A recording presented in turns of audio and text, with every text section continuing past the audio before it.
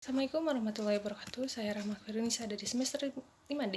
Kali ini saya akan mereview hasil perkuliahan, yaitu metode penelitian hukum, dan masuk ke bab 4 tentang desain penelitian.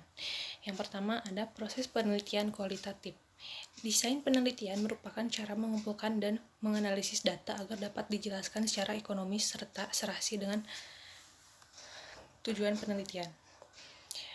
Penelitian kualitatif juga harus ditunjang oleh bacaan yang luas dan up-to-date. Karenanya, penelitian harus mempunyai pengetahuan dan wawasan yang luas serta mendalam mengenai topik yang akan diteliti. Desain penelitian kualitatif dapat dilakukan yang pertama penelitian, yang kedua menentukan topik masalah, yang ketiga hipotesis, adapun pemilihan metode penelitian, audiens, persiapan sebelumnya, data yang diperlukan dan memasuki lapangan dan terakhir itu penulisan laporan. Bagian B, proses penelitian dengan paradigma naturalistik. Dalam penelitian naturalistik, peneliti harus menyiapkan audiens, yaitu orang yang menentukan penelitian dalam pengumpulan data. Selain itu, peneliti juga harus memperhitungkan waktu, biaya, dan kemampuan peneliti dalam melaksanakan dan menyelesaikan penelitian tersebut. Proses penelitian naturalistik. Yang pertama ada peneliti, terus mengumpulkan data, menyiapkan pertanyaan, menganalisis data, terus melaporkan berdasarkan catatan atau kegiatan, dan yang terakhir yaitu verifikasi. Bagian C, perbandingan desain penelitian kuantitatif dengan penelitian kualitatif. Desain penelitian kualitatif, desain terinci dan menetap, desain direncanakan sebelumnya, desain mengemukakan hipotesis sebelumnya, hipotesis menentukan hasil yang diharapkan. Dalam desain penelitian, langkah penelitian serta hasil yang diharapkan, analisis data dilakukan setelah semua data terkumpul.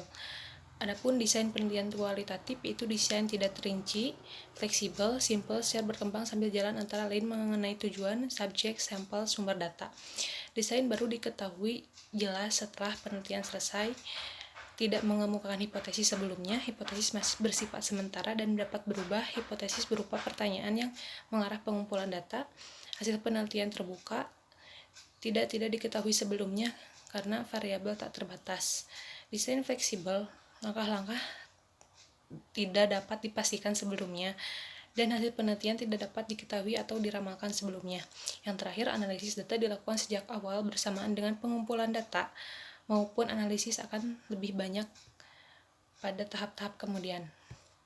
Bagian D, kesimpulan mengenai sifat-sifat desain penelitian kualitatif. Dalam penelitian kualitatif, desain tidak dapat ditentukan sebelumnya. Masalah pada mulanya sangat umum, kemudian fokus pada hal-hal yang spesifik, namun masih dapat berubah-ubah.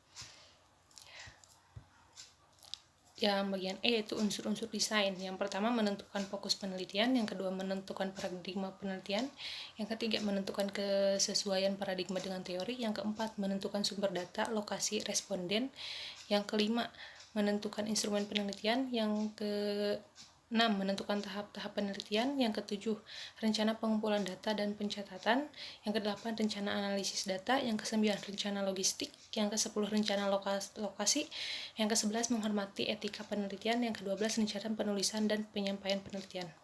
Terima kasih, sekian dari saya. Wassalamualaikum warahmatullahi wabarakatuh.